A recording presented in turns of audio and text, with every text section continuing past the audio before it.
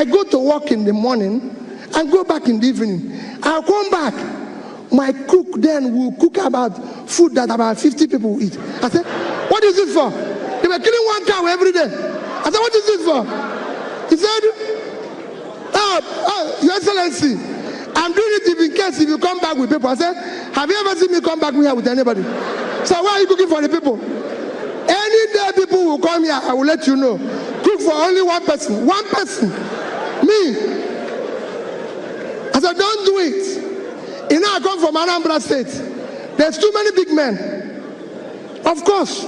Like I tell them, I said, don't allow any of them to come here. I don't have what it takes to entertain them. So what they do, they phone me, Peter, I want to see you. I'll come to your house in the evening. So I go to his house, because there he will bring his champagne, eat his fabulous food, and at times when I'm going, they will give me some to take back. Goodbye. But don't go to government house, because government house is not a restaurant. It's not a place to drink champagne. A bottle of champagne. A bottle of champagne today costs about 400,000, 500,000. That is salary of 20 people at 20,000. And you drink it with the public money. No, you can't do that. It should be, if you want to do that, you go to your house. So I said to them, no, this is government money. We brought down the cost of feeding governor.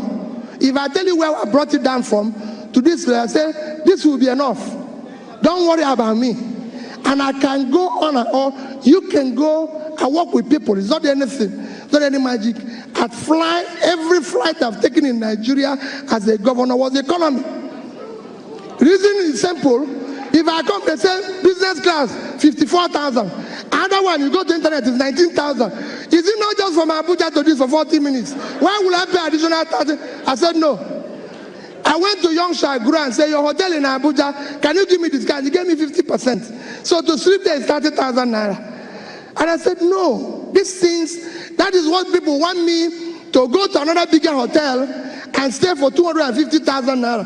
And people say, oh, Peter is it. I said, well, I have a problem. If I sleep there and pay somebody 250, I will be awake. I wouldn't even sleep.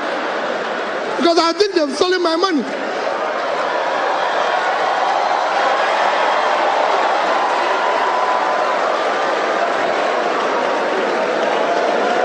Because I would think they have stolen my money. So it is important that you understand our government, we need to shut down cost of governance. No state government needs a house in Abuja. The governor doesn't live in Abuja. They don't need all this. Nobody wants to kill you. I was governor for 8 years without bulletproof car. I must tell you that I bought one, but I didn't use it, and nobody killed me. I was using Prado. They will say, hey, it's not balance, it's not this. Another thing they keep telling me, that government vehicles, because of the high traffic, is every 6 months.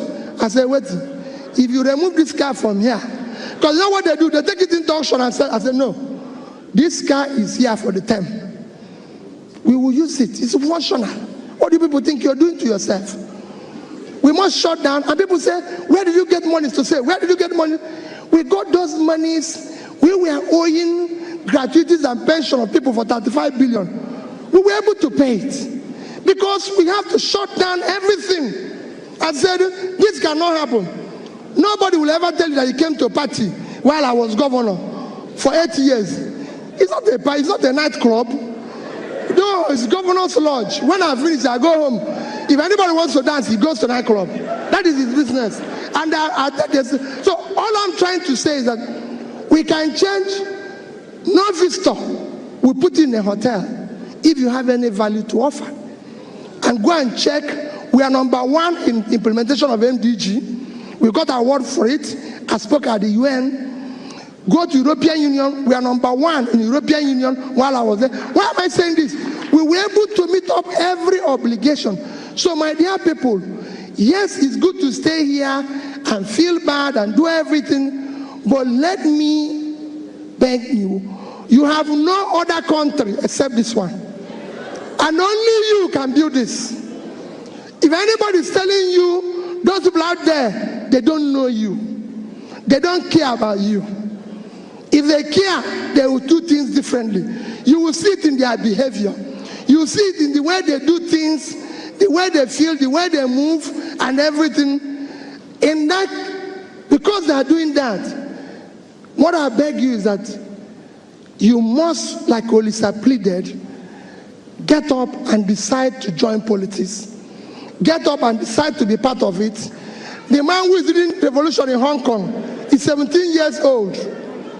He's 17 years old. My dear people, the society we help them to abuse today will take its revenge on all of us tomorrow. Thank you and God bless you.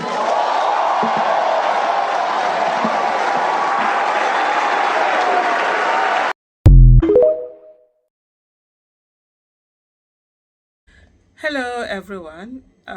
You see that video there that you just watched is the reason why politicians will do everything to ensure that Peter Obi does not get into office.